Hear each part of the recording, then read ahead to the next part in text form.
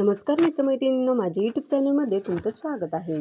यंदाची मकर संक्रांत, भोगी, किंक्रांत, सुगड पूजा, दान याविषयी संपूर्ण माहिती चला जाणून घेऊया. मकर संक्रांती हा सूर्यदेवाचा मकर राशीत प्रवेशाचा उत्सव मानला जातो. 2026 मध्ये मकर संक्रांती 14 जानेवारीला साजरी होणार आहे. काही पंचांगानुसार पुण्यकाळ 14 जानेवारी ते 15 जानेवारी पर्यंत असणार आहे. महाराष्ट्रात हा सण 3 दिवस साजरा केला जातो. भोगी, संक्रांती आणि किंक्रांत. सूर्यदेव मकर राशीत प्रवेश करतात तेव्हा उत्तरायण सुरू होतं. हा काळ आध्यात्मिक उन्नतीसाठी अत्यंत शुभ मानला जातो. भगवद्गीतेत श्रीकृष्ण म्हणतात की उत्तरायणात देहत्याग करणाऱ्या जीवाला उच्च लोक प्राप्त होतात.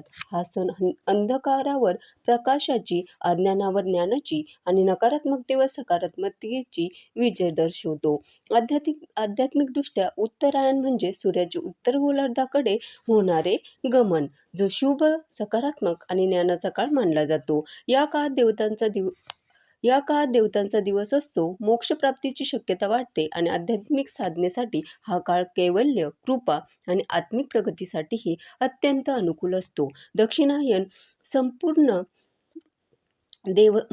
देवतांची रात्र संपून उत्तरायण सुरू झाल्यावर जीवनात प्रकाश, ऊर्जा आणि नवीन सुरुवात होते. त्यामुळे अनेक धार्मिक विधी आणि शुभ कार्य या काळात केली जातात. या काळात केलेला जप, तप, ध्यान आणि पूजा यांचे फळ लवकर मिळते. हा काळ आत्मशुद्धी आणि मोक्षप्राप्तीसाठी आदर्श मानला जातो. सूर्य हा प्रत्यक्ष ब्रह्माचं स्वरूप आहे. त्यामुळे ज्ञान, प्रकाश आणि जीवनशक्तीचे प्रतीकही मानले गेले. सूर्याला या काळात अर्घ्य देणं म्हणजे स्वतःच्या अंतःकरणातील अंधकार दूर करणं. या काळात आपण गायत्री मंत्राचा जप करून सूर्याची कृपा सुद्धा मिळवू शकता. शिवाय काही पौराणिक मान्यतेनुसार सूर्य आपले पुत्र शनी म्हणजे मकर राशीचे स्वामी असलेल्या शनिदेवांना भेटायला जातात. हे पिता-पुत्र मिलन शत्रुत्व दूर करून प्रेम वाढवतात. तर दुसऱ्या कथेनुसार महाभारतात भीष्म पितामहांनी उत्तरायणाचा वार पाहून देहत्याग केला, कारण हा काळ मोक्षदायी आहे. आता मकर संक्रांतीचे 3 दिवस असतात, जसे भोगी, मकर संक्रांत आणि किंक्रांत. संक्रांतीचे हे 3 दिवस उत्सवाचे असतात. 13 जानेवारी रोजी भोगी आहे. या दिवशी शरीराला उष्णता देणारे आणि पौष्टिक पदार्थ खाल्ले जातात. भोगीची भाजी आणि बाजरीची भाकरी बनवण्याची परंपरा या दिवशी आहे. त्यानंतर 14 जानेवारी रोजी मकर संक्रांती आहे. हा मुख्य सणाचा दिवस आहे. या दिवशी तिळगुळ वाटला जातो, हळदी कुंकू केलं जातं आणि दानधर्म केला जातो. तर 15 जानेवारी रोजी आहे किंक्रांत. संक्रांतीच्या दुसऱ्या दिवसाला म्हणतात किंक्रांत.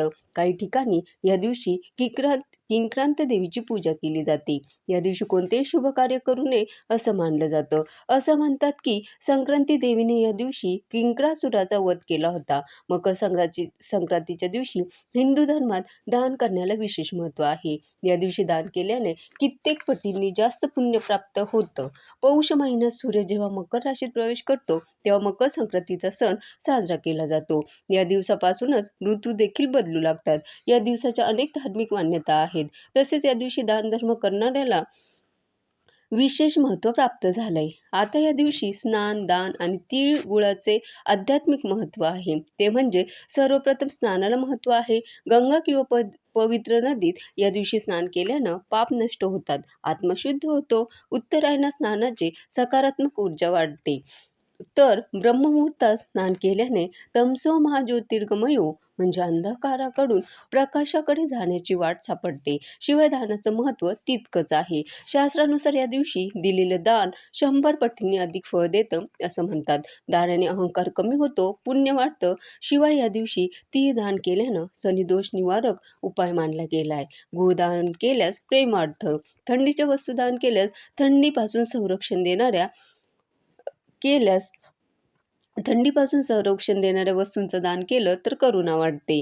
या दिवशी खिचडी खाण्यालाही विशेष महत्त्व आहे. खिचडीचं दान किंवा अन्नदान केल्यानं समता वाढते असंही सांगितलं जातं. शिवाय तीळ नकारात्मकता शोषून सात्विकता वाढवते, तर वैज्ञानिकदृष्ट्या शरीर उष्ण ठेवते. आध्यात्मिकदृष्ट्या तिळाने शनी आणि सूर्यदेवाचे दोष दूर होतात असंही मानलं जातं. संक्रांतीच्या दिवशी सूर्याला अर्घ्य देणं खूप महत्त्वाचं मानलं गेलंय. शिवाय या दिवशी आदित्य हृदय स्तोत्राचं पठण सूर्याची शक्ती वाढवण्यास मदत करते. त्याचबरोबर आपल्या कुंडलीतील सूर्यग्रह सुद्धा बलवान करण्यास मदत करते. एवढंच नाही तर या दिवशी हळदी-कुंकू, सुगड पूजन हे स्त्री शक्ती आणि प्रकृतीचं पूजन मानलं गेलंय.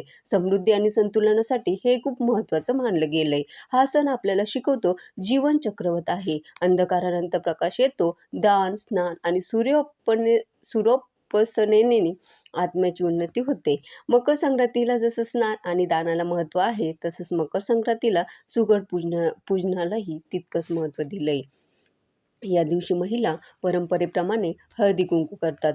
सवासणींना बोलावून सुगडाचे वाण देतात आणि हळदी-कुंकू समारंभाचं आयोजन करतात. तसेच लग्न झालेल्या जोडप्यांची देखील पहिली मकर संक्रांत थाटामाटात साजरी केली जाते. नव्या नवरीची या दिवशी खण नारळानं ओटी भरण्यात येते. तसेच सासू आपल्या नव्या सुनेला काळ्या रंगाची साडी भेट देते.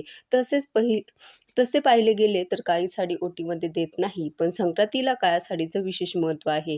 मकर संक्रांती हा वर्षातून पहिला येणारा सण आहे. या दिवशी सर्वजण एकमेकांना तिळगूळ देतात. तर ही पवित्र अशी मकर संक्रांत आपण अनेक प्रकारे साजरी करू शकता. जसे मकर संक्रांतीला सूर्यपूजन करावं, सूर्याला अर्घ्य द्यावं, स्नानदान करावं आणि सुगड पूजन करावं. आता मकर संक्रांतीच्या दिवशी सुगड पूजा कशी करावी? तर मकर संक्रांतीच्या दिवशी सकाळी लवकर उठून स्नान करावं, सूर्याला अर्घ्य द्यावं. तसेच या दिवशी महिला काळे वस्त्र परिधान करून पूजा करू शकता. नव्या नवरीने छान काळी साडी परिधान करून, गजरा परिधान करून, अलंकार परिधान करून पूजेसाठी तयार व्हावं. आधी घरातील देवांची पूजा करून घ्यावी. तसेच आपण जिथे सुगडाची पूजा मांडणार आहोत ती जागा स्वच्छ करून घ्यावी. त्यानंतर तिथे पाट मांडून त्यावर लाल कापड अंथरावं. पाटाच्या भोवती सुंदर अशी रांगोळी काढून घ्यावी. समई तयार करून प्रज्वलित करावी. अगरबत्ती लावावी. त्यानंतर सुगडांना हळदी-कुंकवाचे बोट लावून दोरा गुंडाळावा.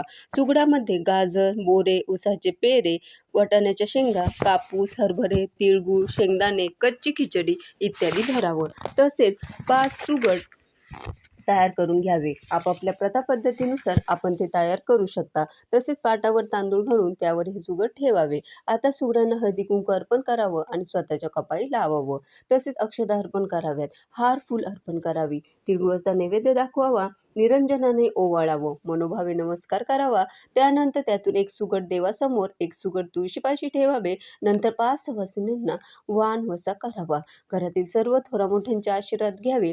या दिवशी सवासणींना बोलावून हळदी-कुंकू देऊन तिळगूळ आणि भेटवस्तू द्यावे. पहिल्या संक्रांतीला नव्या नवरीने मात्र हळदी-कुंकवाची डब्बीच वाटावी असं म्हटलं जातं. काही ठिकाणी पहिली 5 वर्षे सौभाग्याच्या वस्तू वाणात वाटल्या जातात. मकर संक्रांतीपासून रथसप्तमीपर्यंत हळदी-कुंकू केलं जातं. हा काळ पर्वकाळ मानला गेलाय. मकर संक्रांतीला हलव्याच्या दागिन्यांनाही तितकंच महत्त्व आहे. तुम्हालाही मकर संक्रांतीच्या खूप खूप शुभेच्छा. धन्यवाद.